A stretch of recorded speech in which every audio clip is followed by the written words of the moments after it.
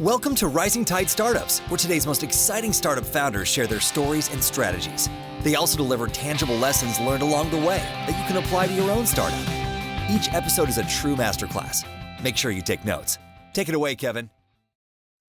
This is Kevin Pruitt with another episode of Rising Tide Startups. And my guest today is Mickie Kennedy. Mickie, thanks for joining us on Rising Tide. Oh, thanks for having me. I already told Mickie, I said he wins the award of 250 episodes of having the coolest glasses, the coolest specs of any guest we've ever had. So we give him the Warby Parker Award, and looking forward to the chat today, Mickie. But if you and I met at like a networking event, how would you introduce yourself to me? Well, I am a poet, family man, middle-aged, and really passionate about helping small businesses, entrepreneurs, and startups through my company, eReleases. Now, eReleases does what? We distribute press releases. We have a relationship with PR Newswire so that all of our releases go out through a custom national distribution with them. Normally, if you went directly to PR Newswire, you'd be paying over $1,000 for a 500-word press release to go out nationally. And through us, you can do it for between $300 and $500, even as low as $269 with a new customer special. So I'm gonna very early in this episode show my ignorance. So I'm going to defer to our expert who's on the other side of the camera here. But so tell me, when I think of press releases, I think of really two scenarios. Number one, I'm launching a business, or I'm maybe launching a new product, or a new service. I know there's much broader, use case for that. But what are the primary utilization cases for press releases? Right. So people do them for lots of different milestones of a company. It could be a major partnership, could be a launch of a new product or upgrade of a new product. Even sometimes just a new feature could be important enough that you'd want to communicate it to your industry so that people would know that feature is now available. But there's lots of other different things you can do. You can actually, do top 10 predictions. You can talk about, things that are going on in your industry, like certain trends, especially if you're willing to be a contrarian on certain trends, because they generally like to cover those because so few people are speaking against what's so popular. Right. There's doing a survey or study in your industry, that works really well. If anyone's ever really frustrated with press releases and they're finding that it's not working for them, I always suggest that you do a survey or study. It's pretty straightforward. You create a link in Google Forms or SurveyMonkey. My preference is SurveyMonkey because you can do multi-pages. And that way, if someone abandons halfway through, you've still got half of their results that you can utilize.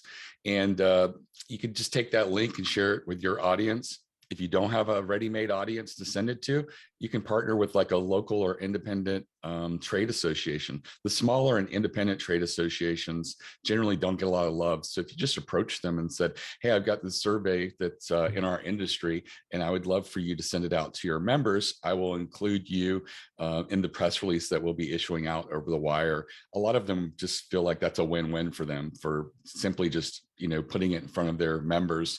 They'll get an inclusion possibly in a story or definitely at least within the press release. So they see that as a real advantage. And then you just take the results, analyze them, talk about the most surprising or interesting numbers that you get, put together a story and a press release. I do recommend having a page on your website that has all of the data that you collected during the survey. So sometimes a journalist might be able to flesh out a story that was a question that you didn't really mention the results in your press release, because you want the press release to be sort of focused on what the high level things are. But I find that those work really well. Generally, people get between I think the fewest I've seen is 4 articles. On average, is between 8 and 14 articles from a survey press release that you do. And we're talking about unique individual articles written from the ground up. We're not talking about the press release just syndicated or duplicated on someone's website. We're actually talking about a journalist actually wrote a story using the press release as sort of, the idea, what should be focused on. Of course, they might focus on different elements, but the real goal is to get that earned media and create an opportunity for people to discover you and learn about you.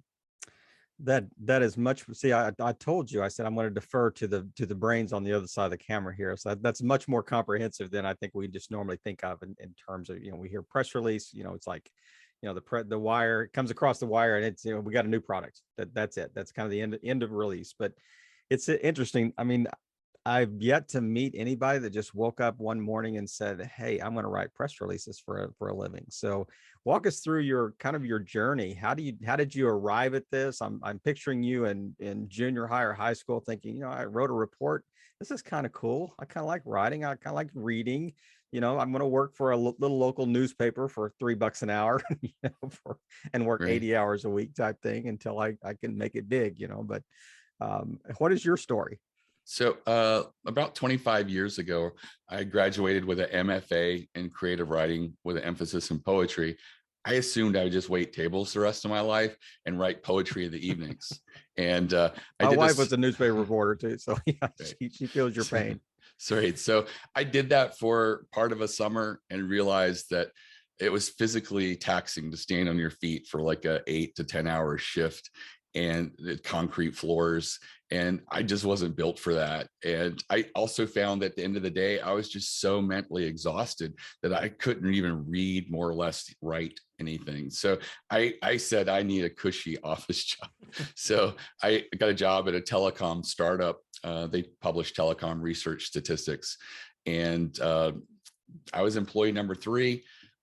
They said, "Hey, you're the writer. That's your background. You're going to write press releases and send them out to the media." Writer, the writer. Right. I was the writer in the office. So I worked on press releases, sent those out to the media.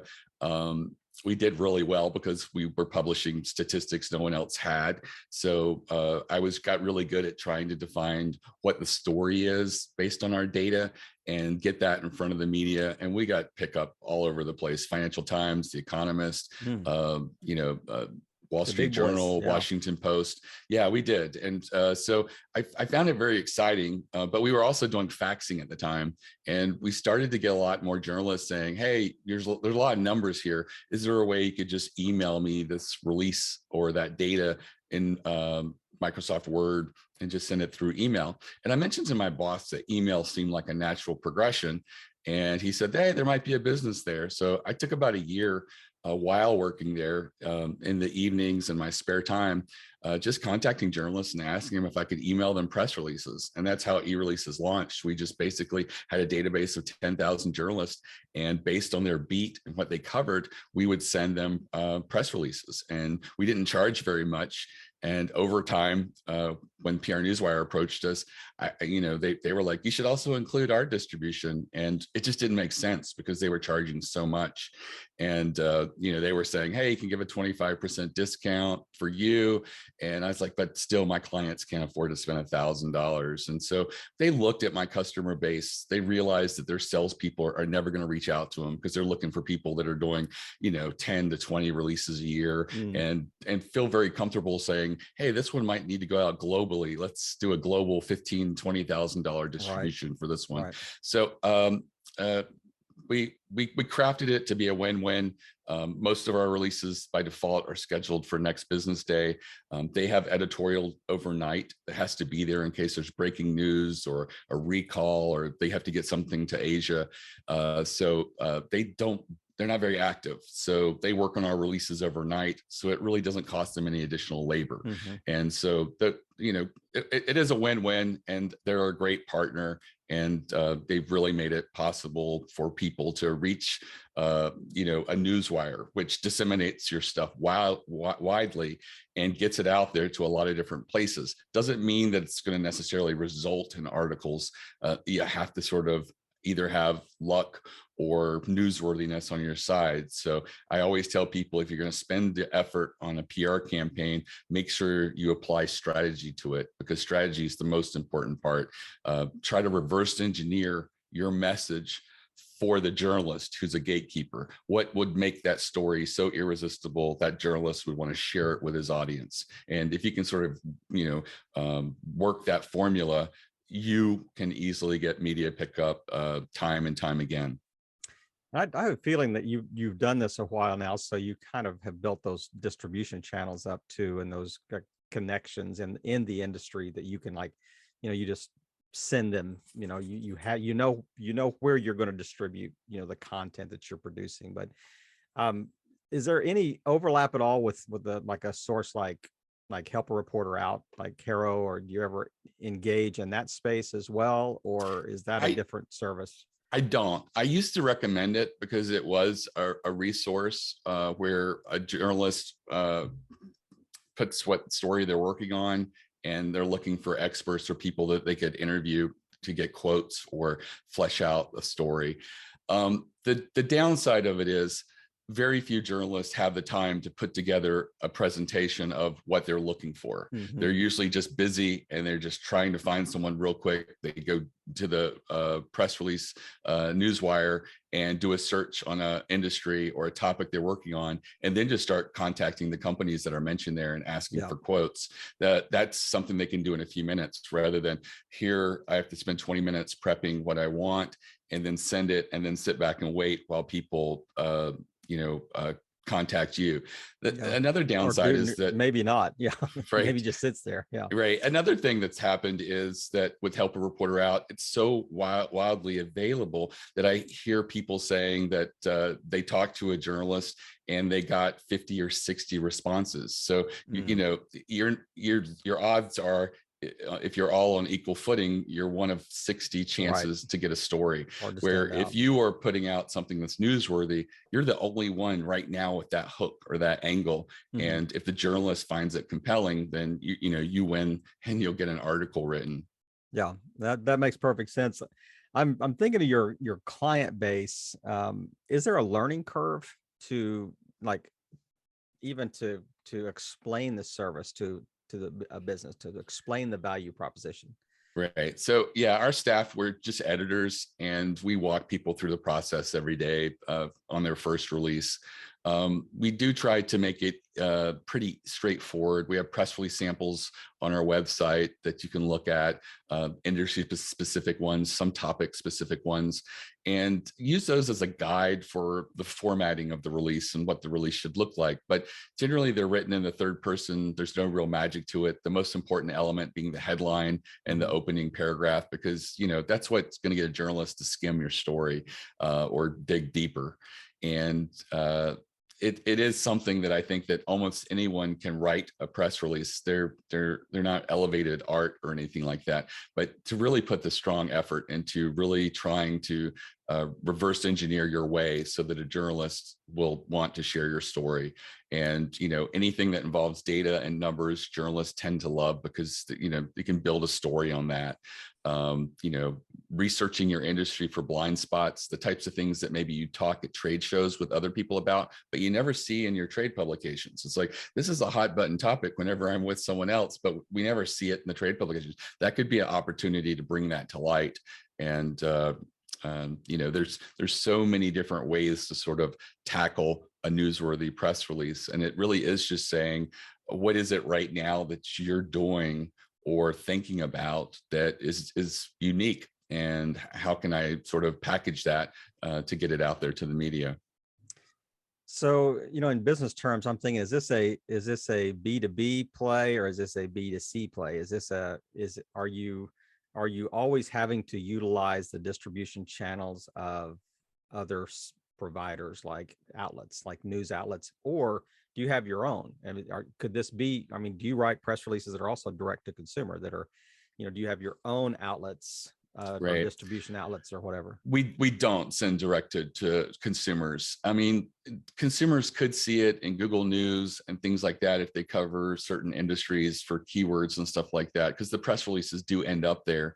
but predominantly this is going out to publications.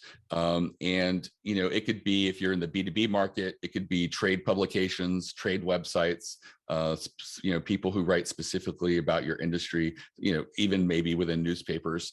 If you're, writing, if you have a product like this for consumers, like you just are doing a Kickstarter or something like that, then, you're looking more for newspapers, general interest type publications, magazines, and things like that. And so a service like ours gets you to the right people because our media database is and the newswires database is all encompassing, all different types of publications, magazines, newspapers, even bloggers and social media influencers. There's a lot of people on Instagram that are very influential, for example, in the fashion industry. Yeah. So they make sure that they are press releases are available to them as well. And so, I mean, you kind of described a little bit the pricing structure, and does that include like all distribution channels, or is there a tiered, pricing level that says, okay, for the $300 to $400 range or whatever, you get 10 outlets. For for $1,000, you get all the outlets we have. We'll send it virtually out like to everybody and their grandma type thing. So all of our levels go out nationally over the wire. Our highest end product also goes to an email list. It's a specific custom micro list based on the topic or industry. You get to select that by I think we have almost 200 of those that you can choose from. And the big difference between the lower end and the mid tier is the word count. The newswire does charge extra for words starting at 400 words and up. The reasoning for it was it used to be like a teletype system where it was an effort to send it. And they've just never relaxed that, because what they found is when they do relax it, the word count explodes, and they feel like it's a disservice to the journalists who are trying to skim and have a concise press release. So the word count still keeps people being mindful of the amount that they're sending through, and penalizing those who just are too wordy. I think what's driving that maybe is the creator is getting paid by the word, and so I'm gonna write an 800 word release versus a 400 word release. So it's such an interesting because it is the latest iteration of a pretty old industry. I mean, journalism has been around for a very long time, and at some level, and just like releases within the press have been around for a long time. You're just kind of trying to bring this into the 21st century, the distribution channels, and really leveraging that, and just the speed, just the response time, that you can get the word out for new product releases or virtually anything, like you said, a survey. But to walk us through the kind of the iteration or the growth of eReleases, when was that started? It was started, it'll be 24 years in October. So it was October 1998 when we launched. And it was just me and a dream. And at the time, there wasn't really pay-per-click marketing. So it was all natural SEO. And I was really involved in forums. The biggest one I think at the time was Link Exchange, which had a really active forum. And I would just talk to people and answer their questions about public relations and press releases and PR. And that sort of helped, me get discovered. Over time, when paid advertising started to become predominant and, search engine pay-per-click, I started utilizing that. And I just sort of grew over time. I did reach a point where I felt comfortable bringing staff on. I was very hesitant because once you bring them on, you worry about the next month having a decline and you can't make payroll or something. Exactly. But today we have 6 editors, 1 managing editor, like 3 support staff as well. So it's still a small business, but it's definitely a larger business and has grown and refined over the years. Is it remote? Are you there all working locally there, or how's your So the 6 editors and managing editor come to the office in Baltimore County, Maryland, Right now, they're about 2 to 3 days a week they're coming in, but they have the option if they want to work from home, they can. We do have one employee who is in Pennsylvania, and she commutes with her husband who works in Baltimore. So, she'll come in a few days as well. But I see us in the future considering remote because it's a better way of getting maybe more talented staff who may not be in the local market that I'm in. The problem is just training. How do you solve the training issue remotely? It's one of the things that we have to think through and work out, because so much of it right now is just shadowing another editor and seeing how they work and what they're doing and what their workflow is, and walking them through that. And that's harder. It's not impossible, but it is harder to do remotely. So just quantitatively, how many releases do you think you all generate, say, a month?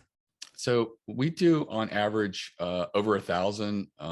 Recently, I think we did 1,400 a month. So that's kind of anywhere from 1,000 to 1,400 seems to be like our natural amount that we've been doing of late.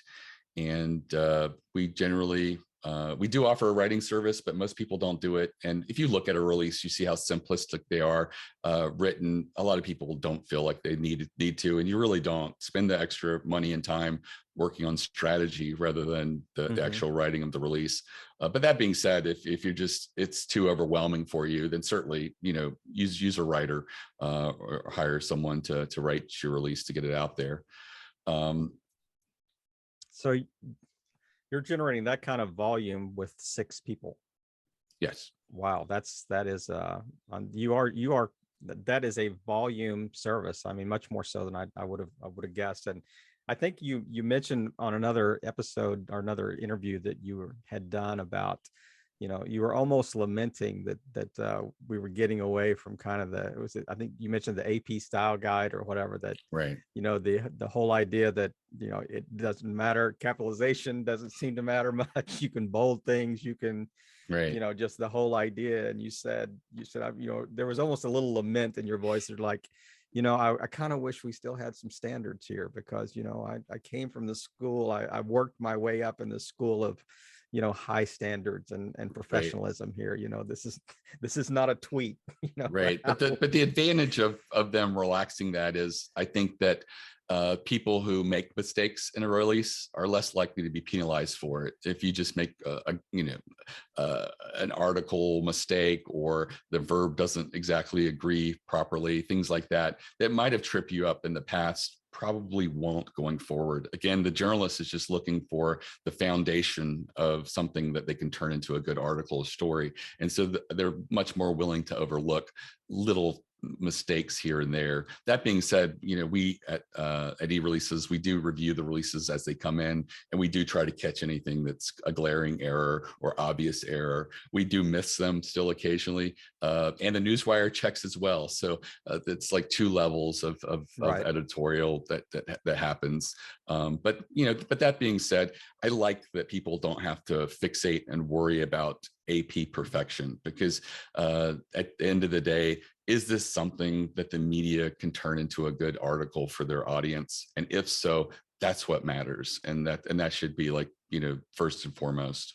Yeah. And it's, at the end of the day, it's not the final product. It's kind of a means to an end to the final product, and like a foundational piece. But the purist in me, I mean, I came from a family of educators. The purist in me is like, there's still that kind of the fingernails on the chalkboard cringe when you see, subject verb not agreeing and right. things like that. So there is that little bit of what pedantic nature I think that we may all have latently. But let me do a little segue here. This is one of my favorite parts of our chats, is the whole idea when I talk to people that have successfully founded companies, and it's kind of their baby. They have raised it from babyhood to adulthood, especially 24 years. I mean, it's amazing to have a run rate like that. But if that just went away tomorrow, what would you do if you got up tomorrow and wanted to kind of restart, or had it thinking through maybe an industry that you have an interest in or whatever? what would you do to restart your entrepreneurial journey? I think that I would probably work in marketing. I do the marketing for my business, and I really like it. I like looking at the numbers. I like crafting uh, hypothesis for A/B split test, and then determining what tweaks we can make to grow the conversion rate. So I think that would probably be where I would move in.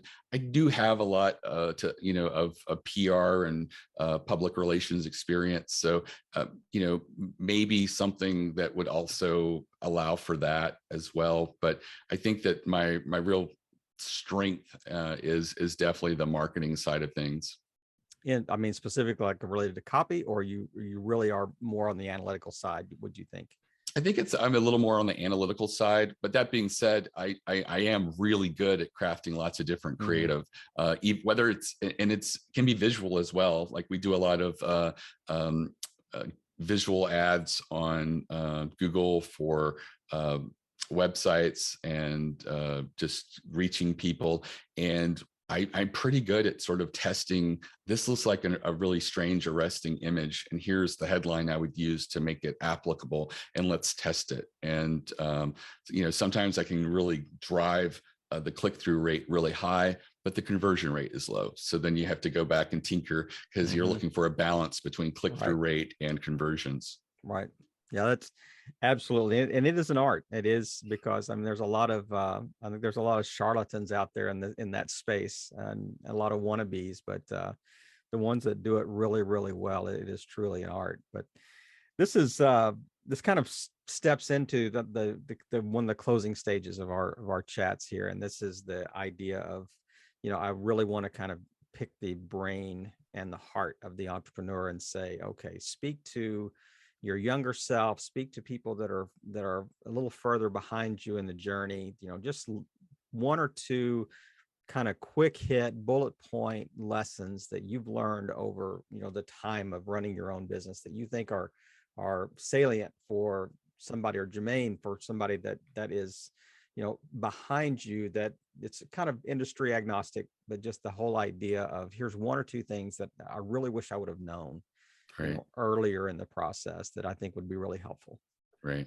I think for me, I waited too long to bring on staff. And as I was bringing them on, I was already so super stressed that now I had the stress of training, and it did not go very well. And when I hired one person, I really probably should have hired two at the time, because I just waited too long. And it was very difficult to bring people on board and to train them and to get them up and running. I just wish I had done it earlier. I was just too conservative about, I really wanted to have enough profit that I could afford 3 people, thinking that if there was a downturn, it would be okay. There never was a downturn. The business just continued to grow.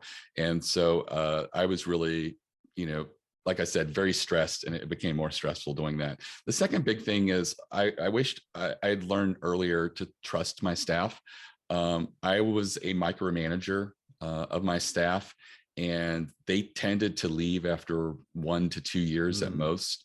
And I brought in a friend who was an HR consultant for big companies. She offered to do it for me to evaluate what my problem was, because she said, you come to these marketing masterminds with me and you're always complaining about your staff. And she goes, we got to figure it out. And she came back and said, Mickie, you're the problem. The customer surveys are that your staff is great. They're doing their job. The business is growing. You're not losing sales as a result of them. No one's going to have a conversation the same way you're going to have a conversation on the phone or an email. And you just got to quit, standing behind them and telling them what they should be doing. And so like in April of 2015, I walked away from my office and said, I'm going to work from home now. And, I've got people that when I left that are still there. That's been quite a few years. And so most of the people now have been there for many, many years, and we just don't have the turnover that we had before. And so I wasn't a good boss. And I wish I had learned that before, because I probably cycled out a lot of good people by just being a bad boss. That's so hard to see, though. It's like, can't see the forest for the trees, so to speak. When you're that intimately involved with something, and it is like a child. It's you have a vested deep interest in whatever that you created there. So those are great insights, and really a great way to wrap up our chat today. Is there anything that I haven't asked you about that you just want to kind of close this out with, and then tell people the best place to find you and your service online? Right. So I know I've mentioned it a few times, but I would just say anybody who's considering press releases, spend a little time on strategy. I have a free class on building a PR campaign that's focused on the foundation of strategy, and it's less than an hour long, so it's very approachable. And if you just take this audit, I guarantee that anybody would come up with probably 6 to 10 good ideas that they could do strategic, newsworthy press releases for them and their business. And that can be found at eReleases.com/plan, PLAN. And also, if anyone visits eReleases.com, feel free to look at our social media in the lower right. It's my LinkedIn. If anyone wants to connect, that's the best way of getting a hold of me. But feel free to also chat on the website or call the office. You'll only speak to editors. There's no sales quotas. There's no commissions or anything like that. We really are in the business of helping you. And if we feel like we can't help you, all my employees are empowered to say that as well. Well, Mickie, thank you again for just taking time to kind of share your story and such great insights. I mean, garnered over 24 years of kind of hard graft, and it's interesting that I don't know if I've ever had anybody say that especially that had run a company over a very long period of time, say there was no downturn in 24 years. I mean, that's a pretty amazing upward right hockey stick for trajectory that you have seen over the course of 24 years. And I mean, what a testimony. That you can talk about being a bad leader, but there were some good things that you were doing evidently in that process to create that, and timing and all the things that go into that. But Mickie, thank you again for just playing your part in helping all boats rise in a rising tide. Have a great weekend. My pleasure. Thank you. Another episode in the books. We hope you heard some great takeaways. Don't forget to subscribe and leave a 5-star review on iTunes and YouTube. As always, thanks for listening to Rising Tide.